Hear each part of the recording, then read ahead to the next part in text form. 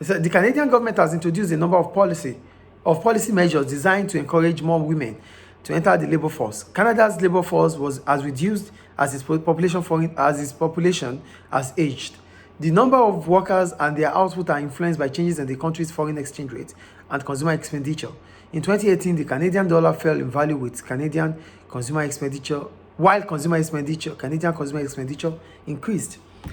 The first question, define the labor force. When we talk about labor force, we're talking about the numbers of economically active people in the economy, or the number of the employed and unemployed. That is labor force. Question 2, explain 2 causes of an aging population. An aging population might be as a result of 1, a fall in the birth rate. So if there's a fall in the birth rate, which might result as maybe higher cost of childcare. So people don't want to give birth to children anymore because of the high cost of childcare. So that's one of the reasons why we could have an aging population. The second one is that there might be a fall in the death rate. And the fall in the death rate might be as a result of an increase in life expectancy, which might be linked to better health care.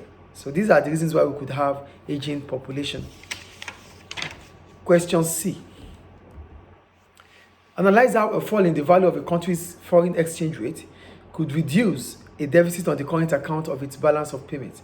So first, what is foreign exchange rate? Foreign exchange rate is the price of a country's currency in terms of other currencies. So that's the first point there.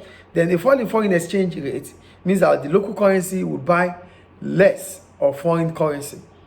So if the local currency buy less of foreign currencies, what does that imply? It means that means the country might be internationally competitive, as foreign customers might be able to buy more from such country. So I wrote here, a fall in foreign exchange rate will reduce the price of exports, which allows the country to be internationally competitive. So money will flow into the economy. And as a result of that, the balance of payment deficit of, for example, Canada might reduce. So that's question C. Then we'll go to D. Discuss whether or not an economy would benefit from an increase in consumer expenditure. When we talk about consumer expenditure, here we're talking about increase in total demand or total aggregate demand in the economy. So here I wrote, an increase in consumer expenditure will be beneficial to an economy based on the following reasons. 1, it will reduce cyclical unemployment. How does it reduce cyclical unemployment? It will reduce cyclical unemployment because it means that aggregate demand would have increased in the economy. Because if consumer expenditure is increasing, aggregate demand is increasing. That means cyclical unemployment, which is caused by a reduction in or a fall in aggregate demand, would reduce cyclical unemployment.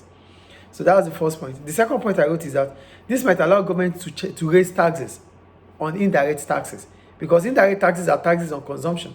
So as consumption is increasing, indirect taxes would increase. That increases revenue for government.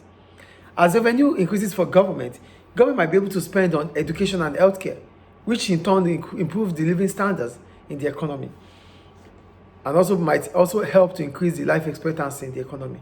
And the last point about here is that increase in consumers' expenditure will increase aggregate demand, which may encourage firms to increase their output for expansion. So these are the reasons why an increase in the consumer expenditure would be beneficial to an economy. So that's all about question 4. Thank you.